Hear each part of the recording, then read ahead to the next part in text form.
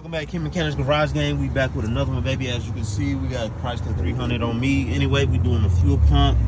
We already got the top part off, single connector. We disconnected these wires from the what is known as the fuel pump module inside of here. Now we disconnected this line, pushing this green tab in. Next thing you want to do is get these two lines out right here. They just pop right on up. When I say pop up, you pull them up towards you. And there you go.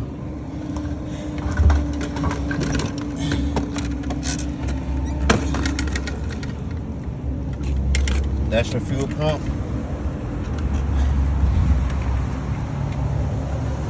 Chrysler 300 gang. We're not all the way back yet, but we working on it, man. We working on it, y'all. Let's get it. Welcome back, King Mechanics Garage Gang. Still on the Chrysler. We have our new fuel pump.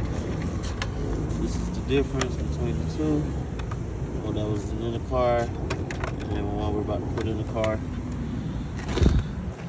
The way we have to do this is disconnect it. So basically just disconnect this wiring and we'll be good to go. What you want to do is angle the float in, work it this way, don't drop it like I did, but work its way in there. Then you'll take your 2 lines, or 3 lines, plus your electrical connector, plug that electrical connector in at the 2 pin, and then plug the 4 pin back into it that's on the actual module. But now we're just in the process of getting these lines back on, guys. What you want to do with these lines, you just want to take them by those ridges, fit them within the plastic snaps of the fuel pump and push down on them. Same thing with this line right here. Take it, push down on it until you feel it click. Doesn't take much. Reposition it to where you can put your base back on. Remember, springs on the left hand side, or connector facing forward for the connector for the vehicle that faces towards the rear of the driver's seat. But before you're done, make sure you plug the wiring for the main fuel pump and then the wiring for the transfer pump. Have to plug those in into these connectors right here. Alright guys, this is what it's gonna look like when it's fully reassembled. We have everything plugged in. It snaps in on the underside. Oh, what you don't want to do is forget your seal like I did.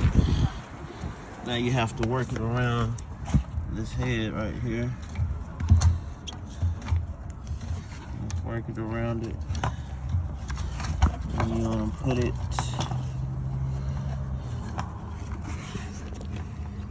around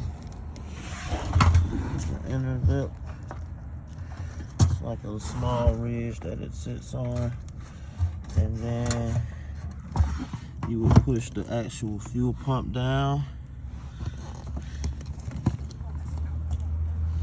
and put the locking ring on.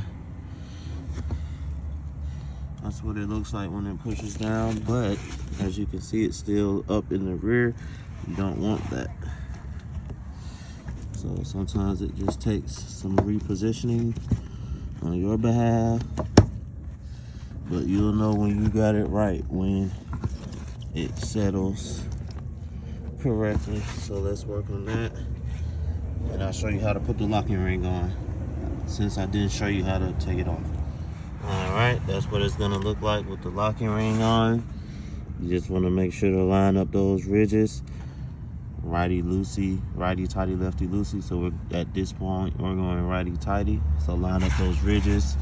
And as you can see, it goes on clean and smooth in the rear as well. So Just want to make sure that it's sealed, so when you have a full tank of gas, nothing leaks out beyond that seal. They make a special tool for that locking ring. I don't have that tool. I'm going to use a hammer and an old flathead.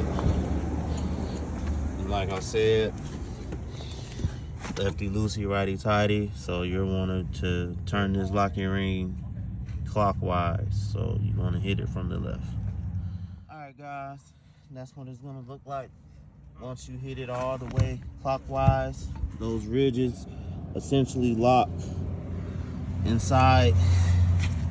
And then from there, you would take your connector, inspect the connector real quick. Everything looks good. Plug it back in until it clicks. And then of course,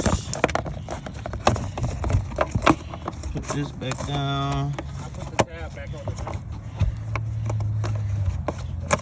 And then from there, feed that through. And boom. That's how you change your fuel pump. All right, gang, let's see what we got.